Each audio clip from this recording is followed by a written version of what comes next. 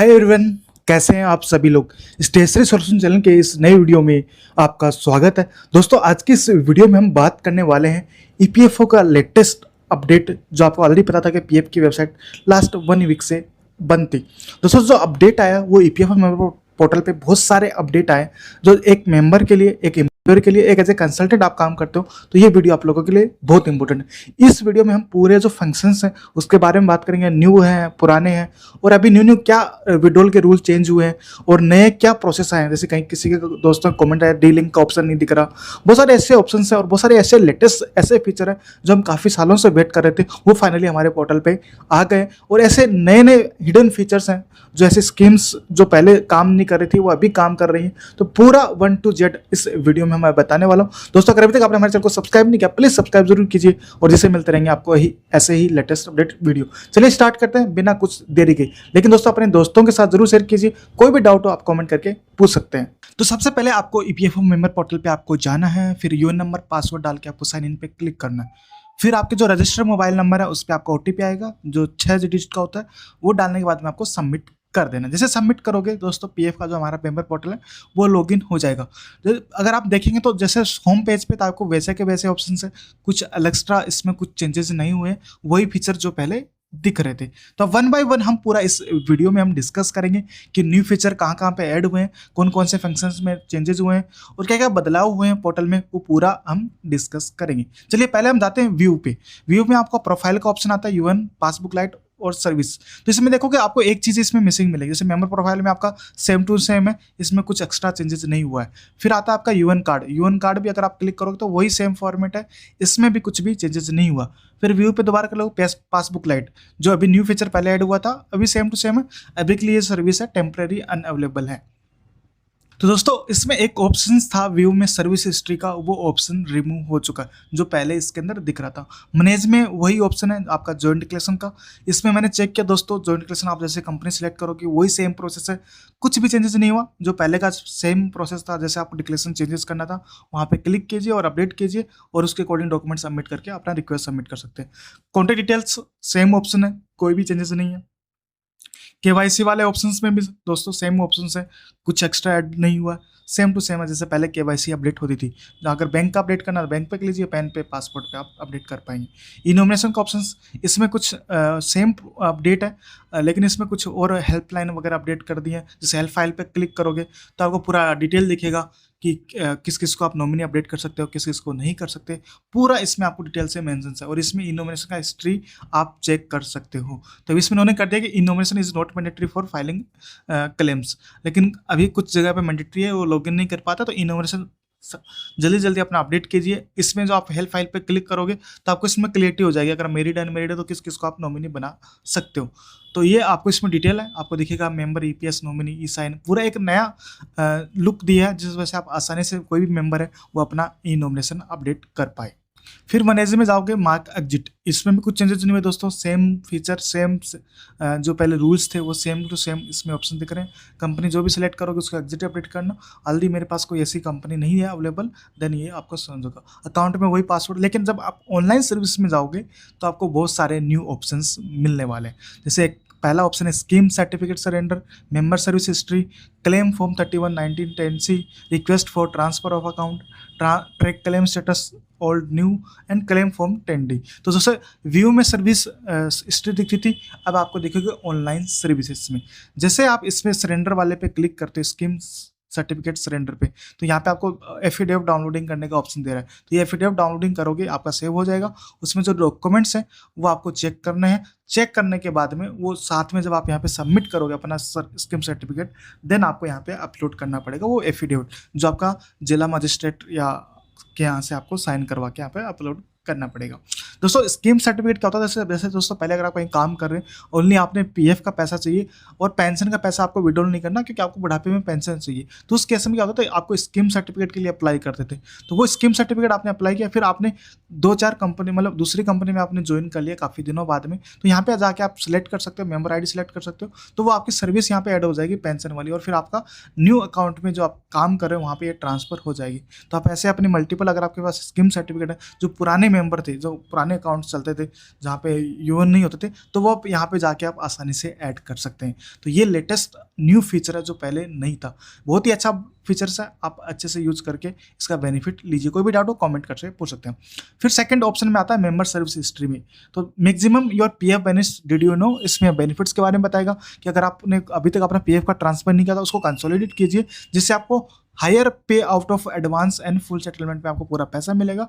आपका जो TDS on final settlement, जो टीडीएस है उसमें फाइनल सेटलमेंट अकॉर्डिंग आपका कम कटेगा, क्योंकि अगर आपकी सर्विस 5 साल हो गई तो बेनिफिट 10+ ईयर पेंशन का, और जो मैक्सिमम ईडीआई का बेनिफिट मिलेगा वो 7 लाख तक का आपको मिलेगा। तो बेनिफिट्स के बारे में भी आपको इन्फॉर्म करेगा। तो दोस्तों ये नया आपको लुक मिलेगा सर्विस हिस्ट्री में, पहले एक पुराना लुक रहेगा लेकिन अभी इसमें न्यू मिलेगा। जैसे जहाँ पे अभी आप ऑलरेडी एक्टिव हो, प्राइमरी मेंबर आईडी, मतलब यहाँ पे मैं ऑलरेडी एक्टिवेट हूँ तो वो आपको अलग हाईलाइट करके दे रहा है येलो में, और जहाँ पे ऑलरेडी कोई ट्रांसफर नहीं हुआ उसको ब्लू कलर में, जो ऑलरेडी ट्रांसफर हो चुके हैं, सेटलमेंट हो चुके हैं, उसको अलग कलर में दिखेगा। सेटल मेंबर ट्रांसफर पेंडिंग पड़ा है, तो पूरा क्लियरिटी रहेगा कि कौन से मेरी मेंबर आईडी में पैसा ट्रांसफर पेंडिंग पड़ा है, कौन से मेरा ट्रांसफर हो चुका है, और कौन सा मेरा ऑलरेडी एक्टिव अकाउंट है। तो यहाँ आपको पूरा आपको मेंबर सर्विस हिस्ट्री में ये ऑप्शन मिलेगा। तो बहुत ही लुक, शानदार लुक इन्होंने दिया है। जहाँ जहाँ पे आपको ऑप्शन मतलब सेटलमेंट नहीं हुआ, जैसे आपको क्लेम का ऑप्शन दिखेगा, क्लेम कर सकते हो, आप कौन सा क्लेम कर पाओगे पूरा डिटेल से आपको यहाँ पे मेंशन होगा। जब आप जैसे इसमें ट्रांसफर क्लेम पे रिक्वेस्ट डालूंगा तो ट्रांसफर क्लेम पे ऑटोमेटिक वहाँ पे फिक्सर पे ले जाएगा, और यहाँ पे जो पुरानी कंपनी थी यहाँ पे अपना यूएन नंबर डाल के डिटेल डाल के आप ट्रांसफर रिक्वेस्ट सबमिट करोगे तो हम आगे बात करेंगे। तो ये फीचर्स बहुत ही अच्छे धमाकेदार फीचर्स हैं जो काफ़ी सालों से हम वेट कर रहे थे कि ऐसा लुक आए। तो पीएफ की तरफ का ये बहुत ही अच्छा काम किया, सराहना मानता हूँ, और बहुत फास्टली काम कर रहा है। जैसे आप क्लेम पर क्लिक करो दिखाएगा फॉर्म 19 या आपको फॉर्म 31। 19 तो आपको पता है कि एग्जिट के बाद में अभी नहीं निकाल पाओगे, 75% 1 साल बाद में ही निकाल पाओगे। New options, new features update आ गए, तो बाकी ये नए न्यू फीचर हम आगे डिस्कस करते हैं। चलिए वापस मेंबर सर्विस हिस्ट्री में चलते हैं और ओके पे क्लिक कीजिए। दोस्तों एक नया फीचर्स ऐड हुआ है जो शायद आपको पता हो या ना पता हो, मैं आपको बताने वाला हूँ।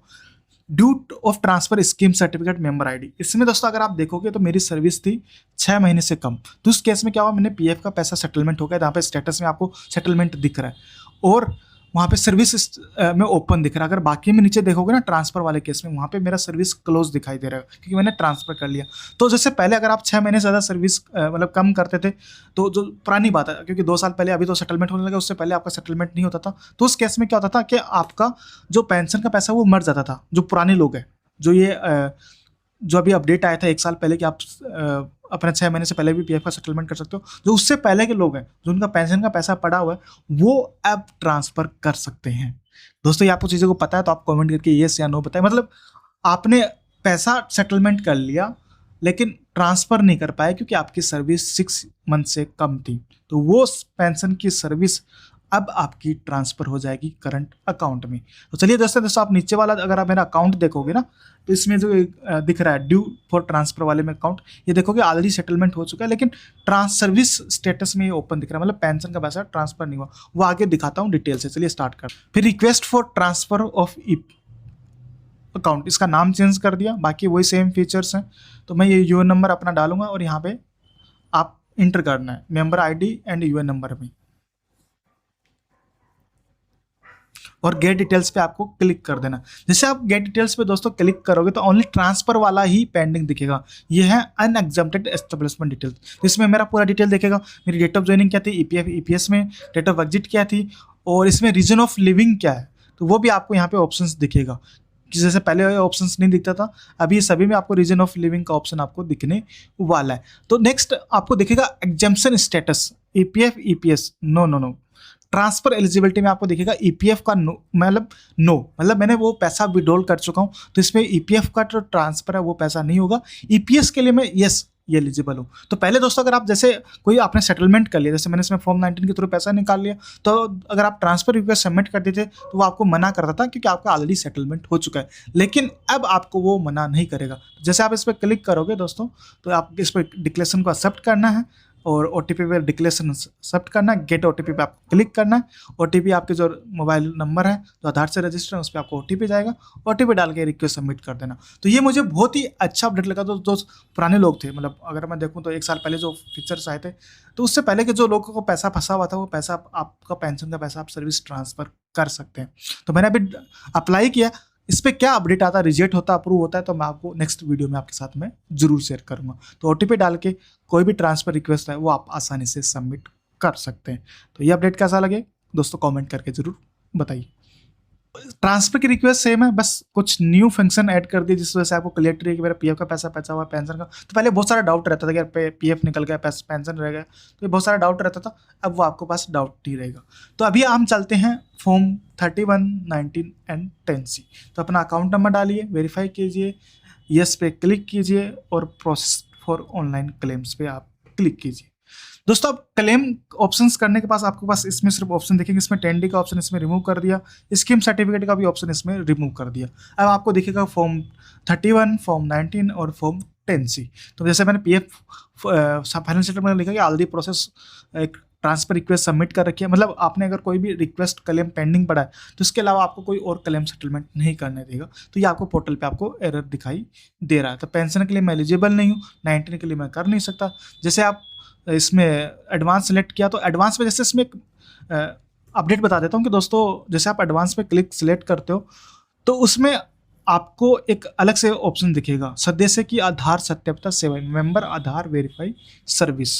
ओके, तो इसमें क्या होता था कि आपके जो इस यूएन नंबर से मतलब आधार से जो सर्विस मतलब आपके यूएन नंबर या पीएफ नंबर जो लिंक है वो आपको पूरा इसमें दिखाएगा।